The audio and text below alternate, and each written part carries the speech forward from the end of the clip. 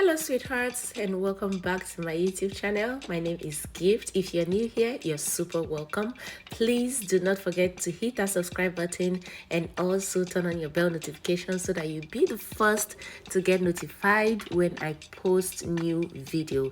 And also, if you're a beginner to making cornrows, please stay to the end of this video because I will be showing you guys how I do my cornrows. I understand sometimes some people make cornrows and it's kind of bent, so this is my trick. When I'm starting my cornrows, I start right in the middle and I make my way all to the back.